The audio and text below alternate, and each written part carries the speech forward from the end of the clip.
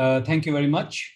Without further ado, let's invite Dr. Todd Heniford, who is a living legend in abdominal wall reconstruction surgery.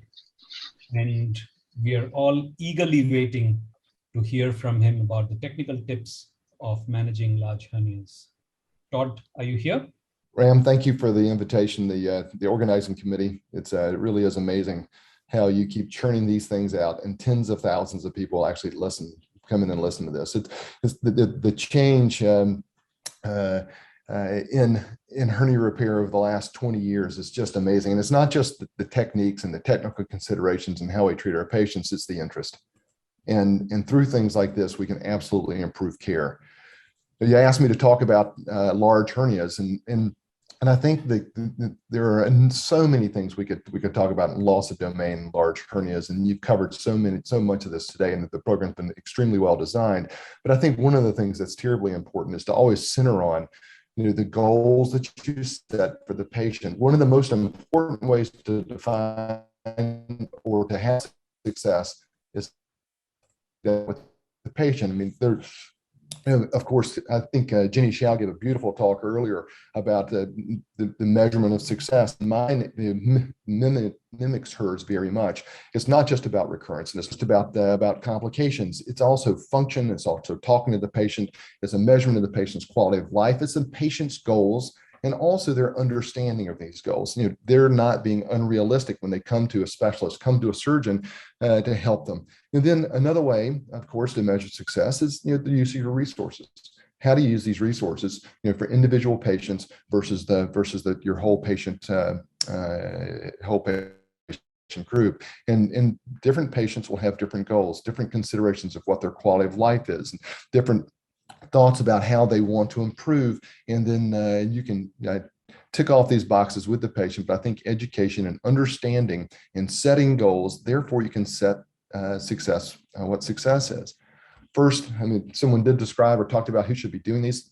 Ram gave a comment or two in his lecture that if you're going to be doing bigger operations, loss of domain operations, first you need to be doing these. It needs to be done by surgeons who would do a lot of them. If you only do a few or have the opportunity to do a few of these a year, that's probably not something you should be doing.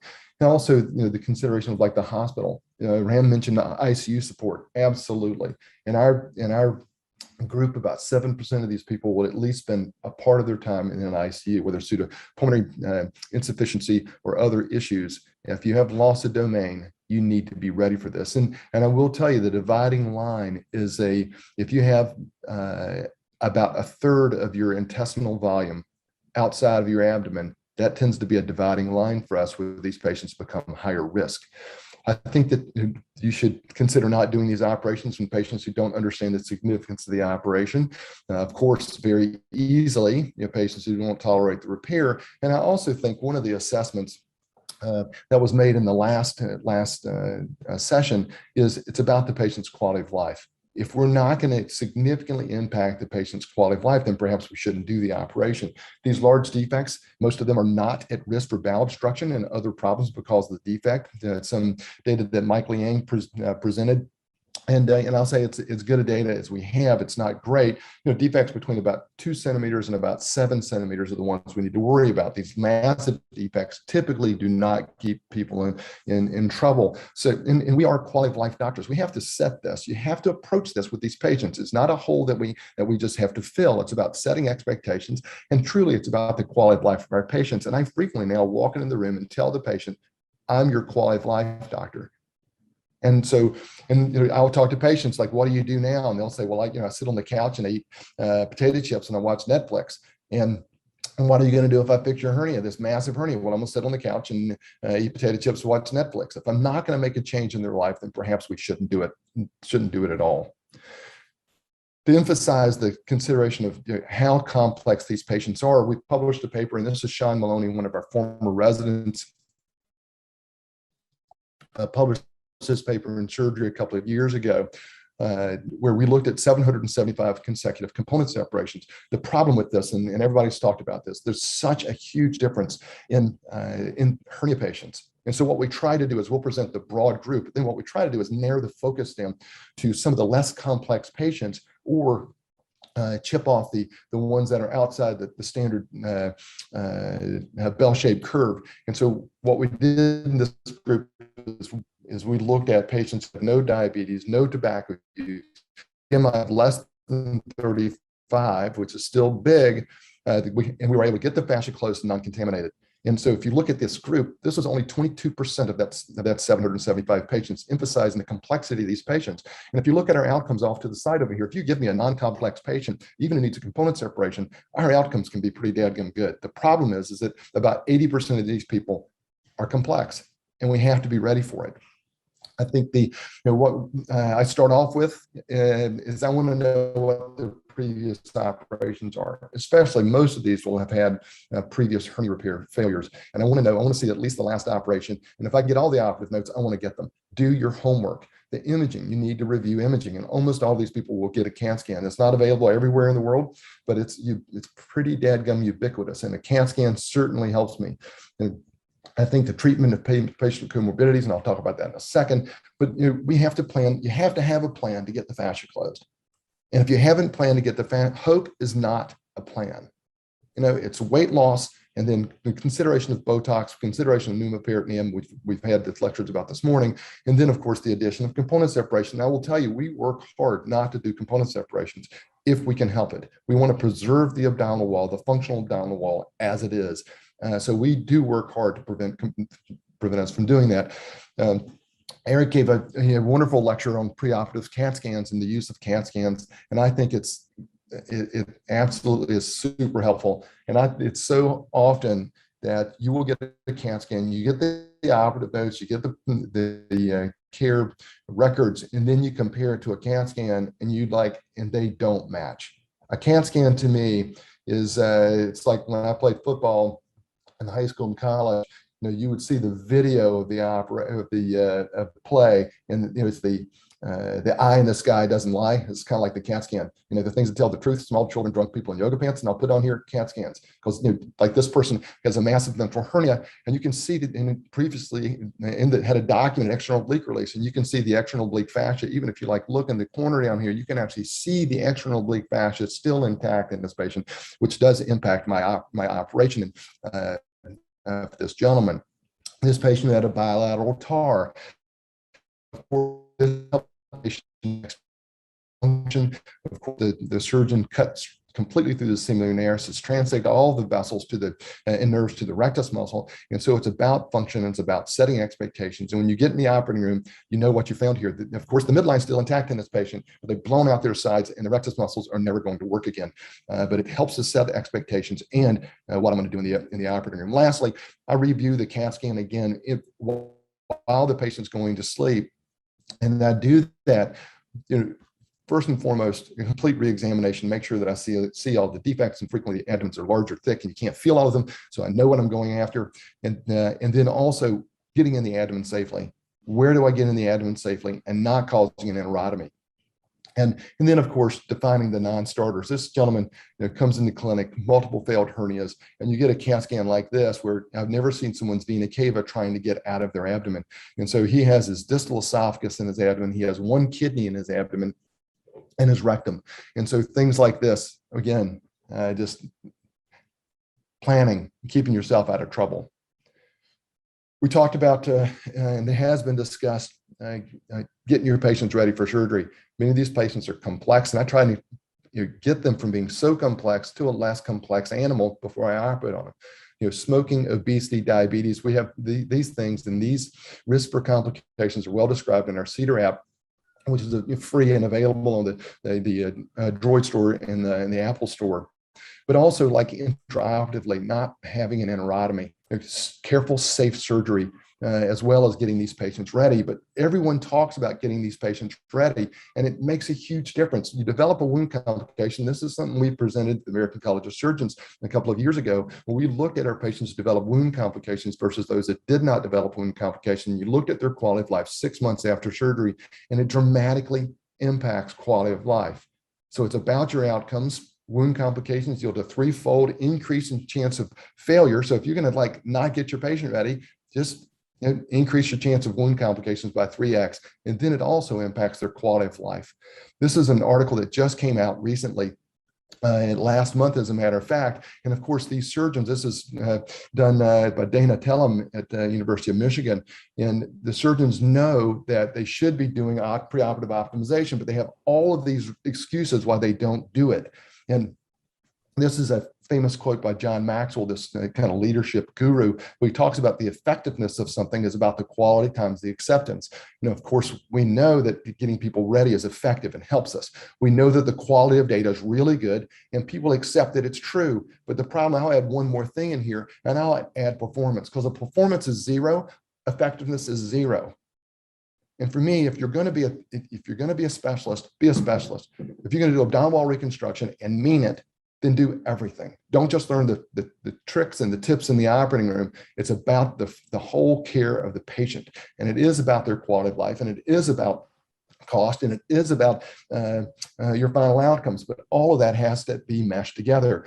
I know Sean Ornstein gave a talk this morning about exercise prior to surgery. There's great data that demonstrates, how far someone can walk in 6 minutes. Their walking speed for 6 minutes predicts outcomes in higher risk patients. And we've just started this in our own clinic. We've learned so much from all of those articles, and we keep changing. And so our average age in this, we got a grant from the American Hernias Society. The study is prospectively 69 years old is the average age for this. We don't do this with people who are otherwise have no problems with walking.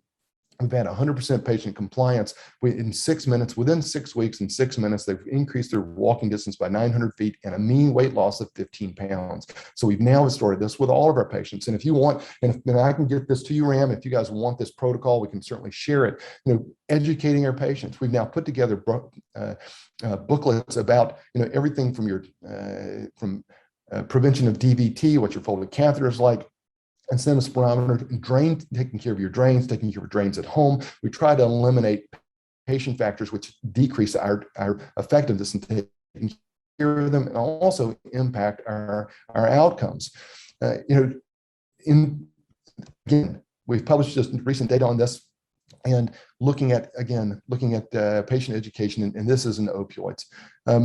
And Dr. Slater gave a great talk earlier this morning about planning your incisions. And this is all of this is about improving your outcomes and having a true strategy when you go to the operating room. One of the things that we've done recently is we're now trying to give cephalosporins to our penicillin allergic patients. And I'm not sure how it is around the world, but our first line drug for these clean operations is cefazolin. For contaminated, it's cefazolin plus Flagyl. But if someone is penicillin allergic in the United States, and that varies around 11% or so, people will say they're penicillin allergic, we give clindamycin or vancomycin, which are not very good drugs. Let's just say it, they're not. And so cefazolin is a much better, much more aggressive antibiotic to kill bacteria. And so there's really good data that demonstrates, even if someone is penicillin allergic, not that they say they're penicillin allergic, if they are penicillin allergic, it's about a 1% chance there's cross-reactivity with the first generation cephalosporin. And so why haven't we been more aggressive in giving cephalosporin in these patients? And in the United States, it is not the standard. And so Katie Slosser, and many of you will know that name, she's did some great work in our lab, and now as a resident of Ohio State, and we'd be joining Alfie Carbonell and Will Cobb in Greenville for fellowship. She looked at our penicillin allergic patients, and 85% of them did not receive a beta-lactam antibiotic. We had higher SSI, higher surgical site occurrence requiring a procedure, and higher 30-day readmission in these patients. And this is not just in hernia, it's now replete in the literature. And this is just one study showing in various operations, it makes a huge difference. It decreased wound complications in this group by 50%. And in colon surgery, it's like twice. It will decrease it by twofold. And so we need to do this. So we've now started this in our hospital. We give them a cephalosporin questionnaire to determine what their actual risk is. We put them through this algorithm here, and what we'll see is about 80% of our patients now, 85% of our patients receive a beta-lactam, and we believe this will significantly improve our outcomes. Again, looking at what impacts our outcomes surgically, wound complications, we've talked about that. We know about anterior component separations versus posterior component separations, and a posterior component separation has been a shot heard around the world, and people have just really picked this up, and a lot of it for the right reasons. But wound complications are higher in anterior component separations. And There's no question about that. And if we get a wound complication, and this is our data from that 775 component separation, if we get a wound complication, we get a 5-fold increased chance of a hernia recurrence in this 775 patients, 5-fold. So if 1 + 1 = 2, then anterior component separation causes wound complications, which causes hernia recurrence. So therefore, we shouldn't do anterior component separations. But even more important than doing an anterior component separation is getting the fascia closed. You can see the bottom down there. If we get the fascia, recurrence rate is really small. We use huge pieces of mesh. We line the abdomen, get the abdomen closed, try and take care of the wounds. But if we don't get the fascia closed, our failure rate is 16%. So yeah, wound complications are important, but getting the fascia closed even more important. This is my algorithm that I wrote for one of our fellows a couple of years ago. He just asked me, like, I just come out after seeing a patient, this is what I think we want to do. And he said, can you just like put this down for me? And so this is what I came up with, less than 8 centimeters, no loss of domain is dealer's choice. Less than 8 centimeters and massive loss of domain, I tend to do preoperative Botox in those patients. And I also do pneumoperitoneum. When I have small hernias, pneumoperitoneum to me seems to be more effective. If I've got really big defects, it seems like I blow up the skin. I make this stuff really stretch the skin. And so I tend to go with smaller defects like massive loss of domain in inguinal hernias, pre-op Botox and pneumoperitoneum. The go-to move for me. Moderate sized defects, no loss of domain. The first thing I try and do is I'll cut the posterior rectus sheath. I do a pre-peritoneal dissection, and then so I can do any component separation I want. I do that first, and then I'm closing the abdomen. Bilateral posterior rectus sheath, release of the rectus. If that gets me together, then terrific, I'm done. If it doesn't get me together, if it's greater than 6 centimeters, I get to an external oblique release. I believe I get more release with an external oblique release, especially if I've already cut the posterior rectus sheath. If it's less than 6 centimeters, and this is putting tension on it and pulling. And if I'm pulling and it's greater than 6 centimeters, I'm going to an external oblique release. And then I'll do it. I'll do one side and quit if it gets me together, or I'll do both sides as necessary. And then for these massive loss of domain patients, of course, we really press on weight loss. Everybody, we want to lose weight. Everybody want to lose weight, try and prevent a component separation. And then, of course, it's preoperative Botox for a massive hernias with loss of domain versus using pneumoperitoneum, which is, again, my bias in that consideration. We do a pre-peritoneal dissection so we can put a huge piece of mesh in. You can wrap this around to the kidneys if you want, to the xiphoid, to the pubis, over the diaphragm, etc. And so, again, we can put in large pieces of mesh there. A couple of more things, and I'll stop here. Katie Schlosser, again, work like that Katie did. What does weight loss do for us as far as decreasing our need for component separation? She measured intra-abdominal volume, hernia volume, sub-Q volume in almost 1,200 patients. And these patients had at least 2 CAT scans 6 months apart. And just 11 pounds of weight loss, 5 kilograms of weight loss significantly impacted the intra-abdominal volume and the total visceral volume. And also the subcutaneous fat volume. Does weight loss matter? It does. Unfortunately for men are on the left side, women on the right. Men carry their weight in their abdomen, so they lose a lot more volume in their abdomen with weight loss. Women still lose volume, but they need to lose more weight than men because they distribute their weight. And yet a patient like this, 15 centimeter defect, moderate loss of domain, she's going to need a component separation to get her together. 34 pounds of weight loss later, her defect is still 15 centimeters, but we easily close her abdomen. Of course, she chose to get a paniculectomy at that time because of her weight loss, but no component separation for her. One other thing that weight loss does for us, and this is a study we did a number of years ago, we put catheters, Foley catheters in patients and measured bladder pressure.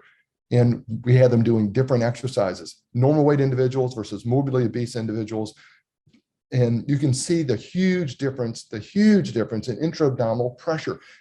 Hernia failure, I mean, it's a physics equation. It's wounds, of course, and wound healing, but it also is a physics equation. If you don't have pressure on your abdominal wall, it's not going to pull apart. People who are morbidly obese have a dramatic increase in intra-abdominal pressure. The arm curling 20 pounds, you can see the difference. It's 2.5-fold increase in intra-abdominal pressure. Sensitive bench pressing 25 pounds, 3 times increased pressure. with that. A standing cough, standing Valsalva, even just going from a sitting to a standing position, it's almost 2.5 times increased pressure. So weight loss, super important in taking care of these people. There were 13 people who were morbidly obese. They underwent gastric bypass. They served as their own control. We repeated the study, and you can see the difference in intra-abdominal pressure in those patients. So weight loss matters. So a patient like this, she lost weight. Of course, she lost 47 pounds. We did a transverse abdominis release on her, got her completely back together again. So weight loss plus a transverse abdominis release. How about Botox? Real quickly, I'll just say, we now have 108 patients that we've done Botox in. Jenny Chow and Eva Derenberg actually studied these patients very closely for us. And what they found, I think, is super important. First and foremost, we're really putting a challenge to Botox here, 15 centimeter defects. You can see the mean defect size. The hernia volume is tremendous. And you can, most importantly, the hernia volume to the abdominal volume at 0.86. So these are really big defects with real loss of domain. So we're putting it through its paces. We got 91% of these patients got their fascia closed, but we had to add component separation to a number of these. And I'll just tell you, the Botox does not work very well for M1 hernias. Just put that in. Now, if you've got a hernia that goes up and down the abdomen, wide at the top and all the way wide at the bottom, it helps us get together from M2 to M3 and M4 and M5. But we tend to do an external oblique release high to get the muscle off the costal margin to get people closed. Just my 2 cents worth about that. One other thing is, I think is super important, came from Chuck Butler, is doing a vessel preserving external oblique release. And of course, you can see these perforators that come from the deep epigastrics. Here's the deep epigastrics, beautiful CT scan showing these perforators. Most of them are peri-umbilical, 2 centimeters above, 5 centimeters below the umbilicus. So instead of blowing through the abdominal wall like I used to do, we now look for these perforators. Even when I'm just mobilizing skin flaps and not doing an external oblique release, I save the perforators and I look for them. And what you can do instead is 2 centimeters above, 5 centimeters below, just create a wedge-shaped section of tissue. Don't look for the perforators and just do your external oblique release above and below, just making a tunnel. And does that make a difference? And so it actually really does. So Charbel Elhaj, one of our residents in the lab, looked at this perforator sparing anterior component separation versus the TAR. The defect size was very different. Operative time was a little longer for the just because of the larger defects in those patients. But if you look at our wound complications, they're exactly the same. So we're no longer avoiding an external oblique release if we think it's going to get the abdomen together. We just do a perforator sparing. Just these guys, they've just made us better surgeons. So you got to take a patient like this with marked loss of domain. And as you can see here in his lower abdomen, the only thing he has in his abdomen is just his mesentery and his rectum. And so in my working with him, he lost 37 pounds. He got preoperative Botox, and then intraoperatively, he got a component separation. So he got the trifecta. And of course, this is a total preperitoneal dissection in these patients. You can take the peritoneum right off the skin graft. People say, well, you can never do a preperitoneal dissection in these folks. I'll tell you, I'd love to share it with you. Come to Charlotte and let us show you. But this came. The mesothelium came right off that skin graft. We never saw the intestine, total extraperitoneal, external oblique release. And this is what it looked like when we completed the operation. One last thing, this is a patient with a massive peristomal hernia. She also has a Band-Aid where her mesh fistula is here. This is a case I did with Eva Derenberg and Jenny Chow. And this is her in the operating room. You can see her, this is her midline incision. This is her peristomal hernia. And this is her mesh fistula here, putting on Steinman pins. And this is a combination of weight loss. This is a combination of a external oblique release. And then, of course, some of the things that Dr. Slater showed earlier today in moving her stoma. And I'll just tell you, doing these types of operations, changing people's lives, it has been a calling, and I appreciate the opportunity. Thank you guys very much. And I'll just leave you with this statement, which is one of my favorite statements ever that someone interviewing with me gave me at the interview. Jenny Chow, who presented earlier, and surgery is the most optimistic field in medicine. And thank you. Thank you, Todd. Another exceptionally high quality talk, and it is so amazing to hear people from different parts of the world talk about their experience and their understanding of the subject. And people seem to be doing different things and yet coming to the same place. I mean, we have someone like you, and you've just detailed about what you have done. And I've heard similar things from others. For example, recently, Mike Rosen did a talk for the AHS.